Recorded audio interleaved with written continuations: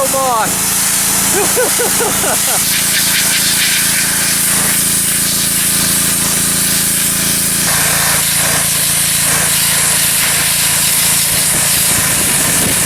So one thing I will say about this backhoe and about any type of modernish equipment is if you're like me, you just assume that everything is negative ground and then positive hooks up to whatever you're trying to do.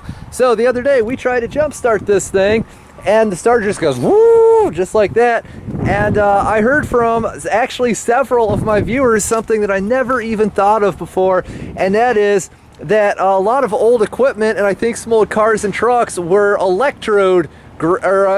positive ground, and that's just incredibly weird, and it completely blows my mind. But I understand that they don't think it'd be like this, but it do. So this is what we have set up here. We're using this shiny chrome nut as our what I would refer to as a grounding point, because really it's very hard to find anything on this tractor that isn't painted and or rusty. And this is what we're about to touch to the starter, and we'll see if this thing will actually crank. So I've been out here pressure washing this today. I'll just make sure it's in neutral, moving the gear shift so as to get in as much water as possible. Oh, that should be neutral. Gears feel very nice and tight. All right. Oh, this is so weird. Oh, geez. All right. So, black negative, red positive, and one of the strangest things I've ever done in my entire life, negative to hopefully spin the starter. Let's see.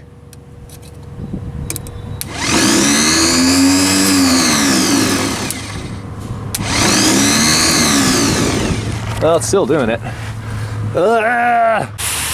Oh yeah, also you guys were completely right about the electrode, I keep saying that, positive ground, because you can see this cable that's very faded pink and there's some moss growing on it. Well, at one point that was red, and it's going to the ground on this tractor, aka the body.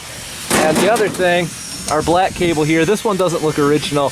Hopefully we can finally get the starter out of here though. Oh yeah, oh, there's water coming out of something. That is probably bad.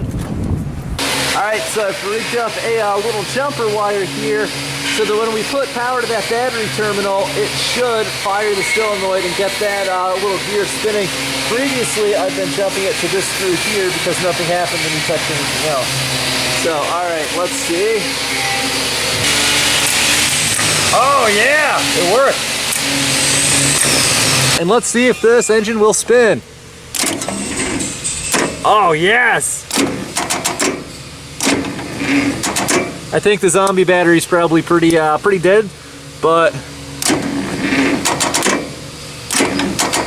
you know what, I'm actually not going to force that because there's a good chance there's like water in a cylinder from sitting or some gunk or something, and so we probably shouldn't until we at least, you know, look in the oil pan to see what's in there and probably loosen those spark plugs and spin it and see if we can get it going any faster, probably with a non-zombified battery.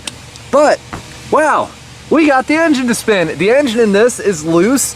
That tells us a lot. You know, perhaps it is still going to need a complete rebuild, but at least we're starting off with something that you know, it's not totally rusted solid. It doesn't have a, you know, part of a rod that's broken and jammed up against something else, and that's why they stopped using it. Wow, this tells us a lot. And yeah, so this was productive. You know, it took me an obscenely long amount of time to get the engine to spin, what with figuring out the solenoid. Basically, the way this works is there's two lugs on there. One of them is labeled S for start, and that's what you run to your push button switch. So I just made a little jumper.